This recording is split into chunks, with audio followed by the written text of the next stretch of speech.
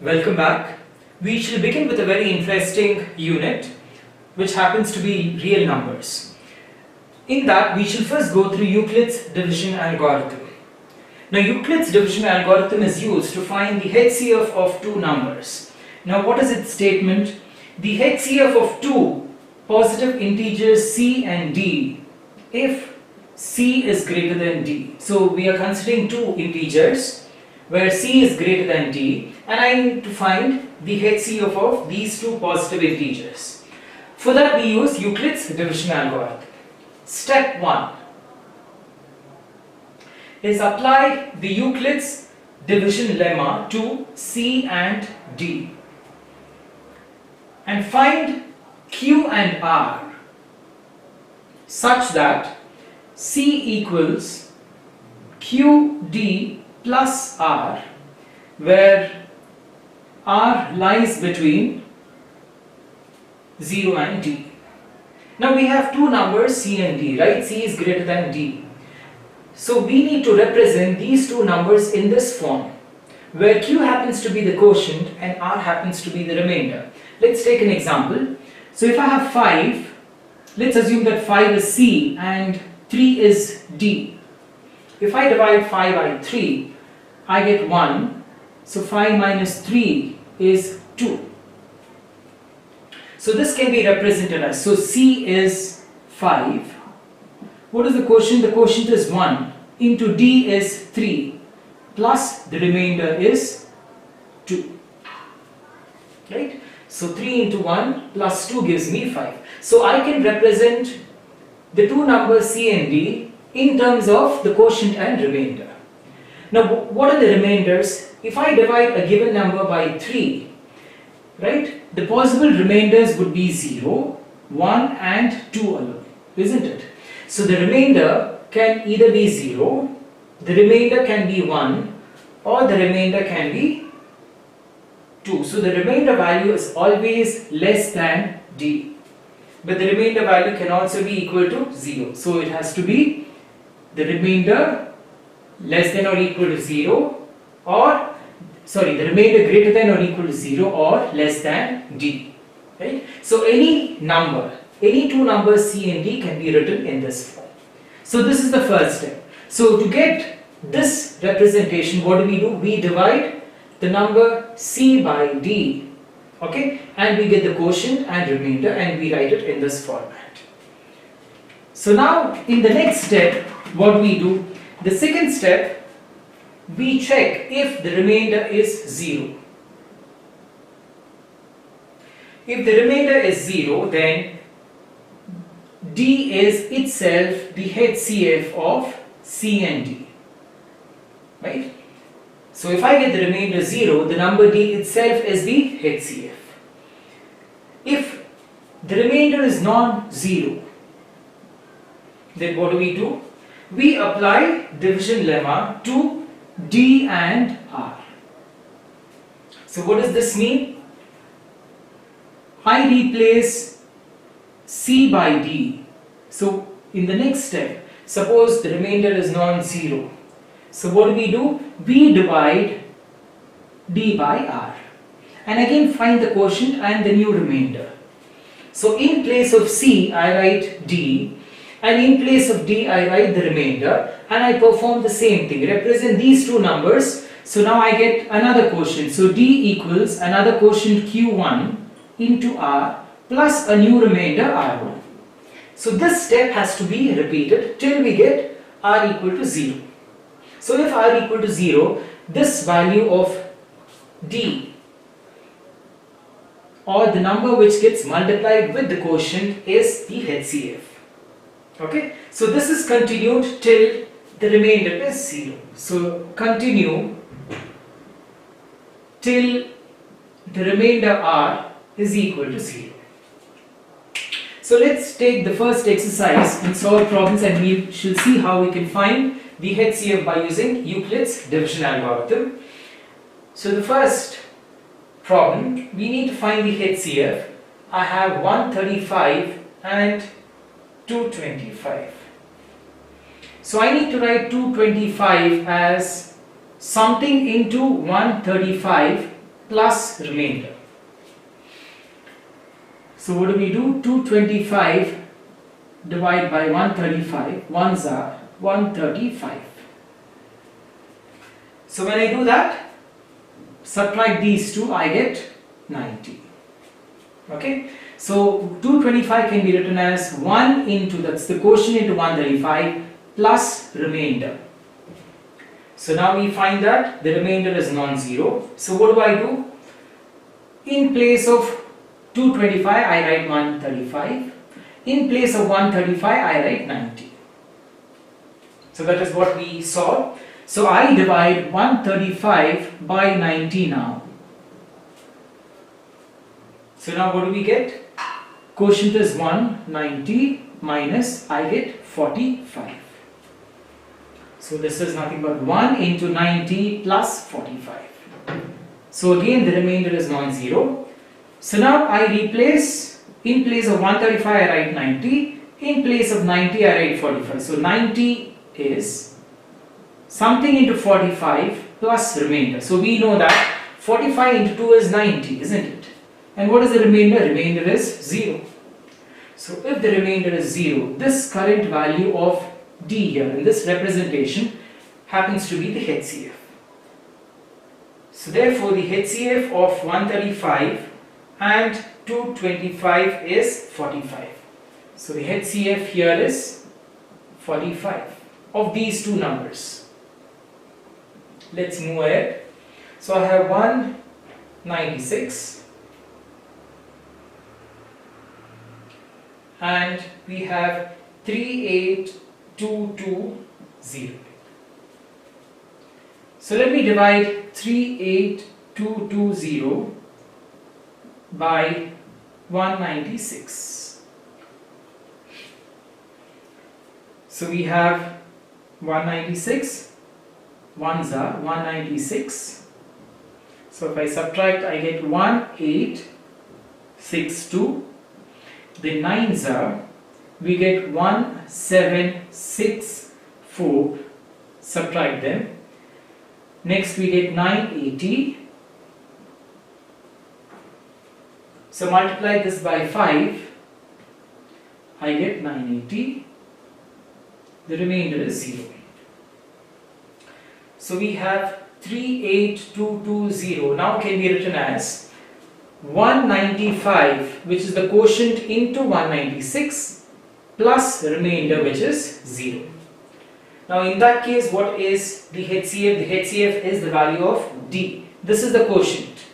So therefore the HCF is 196 itself. Next, the third problem, 867 and 255.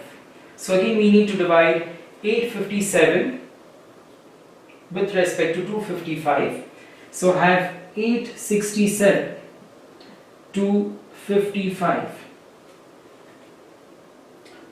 So when I do that, I get 3 times.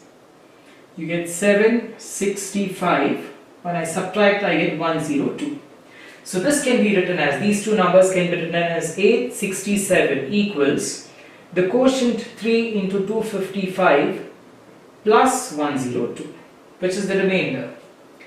Now replace 867 by 255 and 255 by 102. So I have 255 equals something into 102 plus remainder. So again let me divide 255 by 102. 2s are 204. So I get 51. So the quotient is 2 and the remainder is 51.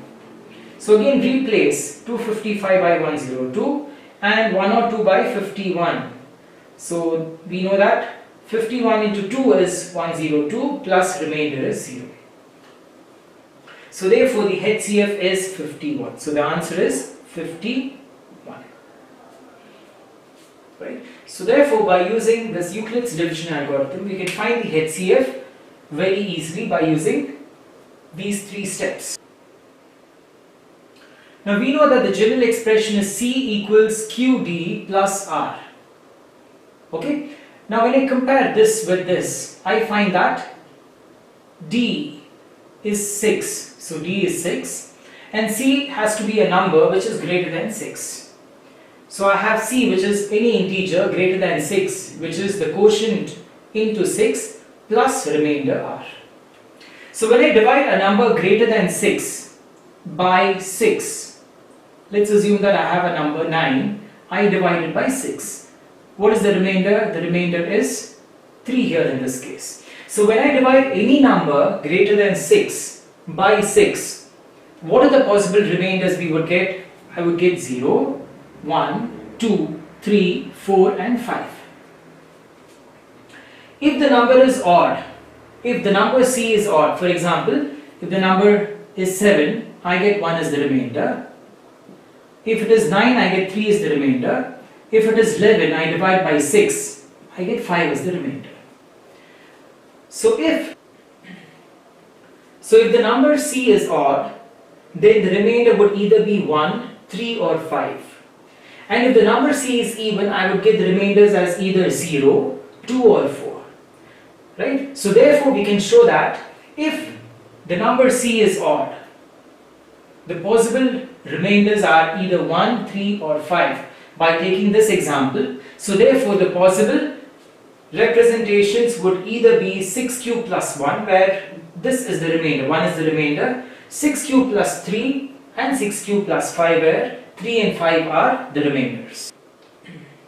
So here problem 3 states that there is an army of 616 and they need to march behind a band of 32 members, and they have to march in 2 groups with the same number of columns.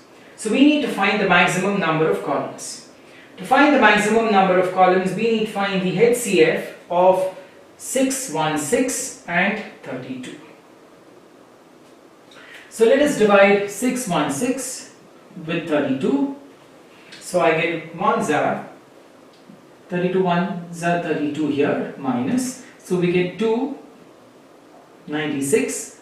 9s are, I get 2, 88.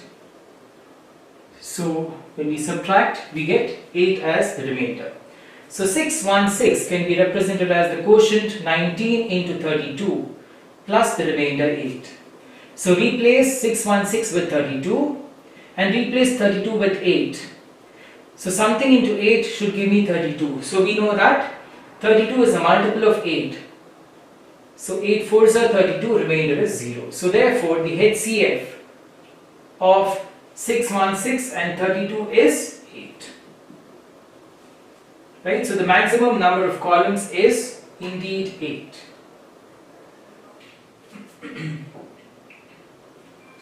Problem 4. Using Euclid's division lemma, we need to show that the square of any positive integer is either of the form 3m or 3m plus 1 for some integer m. So let us consider x to be an integer and let y be equal to 3. Okay, so now we have x equals 3q plus r. So the two numbers are x and y. Instead of c and d, I have considered x and y. So let y be equal to 3. So we have x equals 3q plus r, where q happens to be the quotient and r happens to be the remainder. So now if I divide the integer x by y, the remainders would be 0, 1 or 2. So let us consider the case where I have a given number x and I take the square of it.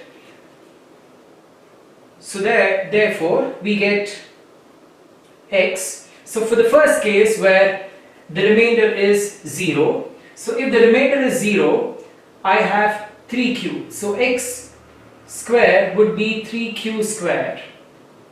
So this is case 1 when r equals 0. Right? So we have x square equals 9q square, or it can be written as 3 into 3q square or 3n, where n equals 3q square. So we have represented the square where the remainder is 0 in terms of 3n, where m equals 3q square. So this is the first case. The second case, where I get r equal to 1. So therefore we have x square equals 3q plus 1 square, because remainder is 1. So we have 9q square plus 6q plus 1. So from these two, let me take 3 common. So if I take 3 common, I get 3q square plus 2q plus 1. So call this as m. So we get 3m plus 1. So we've got this represented in the form 3m plus 1. Next 3 x square, where the remainder is 2. So 3q plus 2 the whole square. So I have 9q square plus 3 into 2 into 2, which is 3 into 4, which is 12q plus 4. So this can be written as 9q square plus 12q plus 3 plus 1, because I need to have 3 into m, right? So here from this I can take 3 common. So we get 3q square plus 4q plus 1 plus m. So if you consider this to be m, we get 3m plus 1. So again on problem 5, we need to show that the cube of any positive integer is of the form 9m, or 9m plus 1, or 9m plus 8. So as we have done for problem 4, we again consider x to be an integer and let y be equal to 3. So therefore the remainder is 0, 1 or 2. So in the previous case we had considered the square, so here we consider the cube. So case 1 where r equals 0, so I have x cube equals, so I have 3q the whole cube.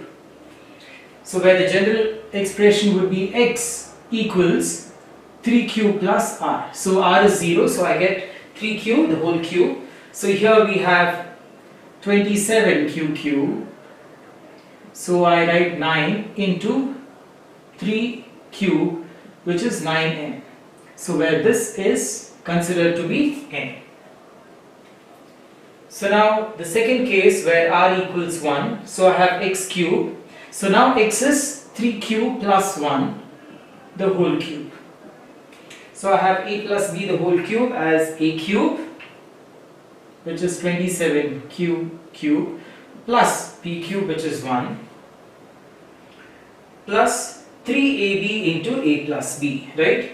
So 3 into a is 3q, into b is 1, into a is 3q plus b. So we have 27q the whole cube plus 1 plus, so here we have 9 into 3 is 27q square plus 3 into 3 is 9q. So we have, let me take 9 common from these three expressions. So if I take 9 common, I get 3q cube plus 3q square plus q plus 1. So I have 3q cube plus 3q square plus q. So call this as m. So we get 9m plus 1. So I've got the expression here. So the last case where r equals 2.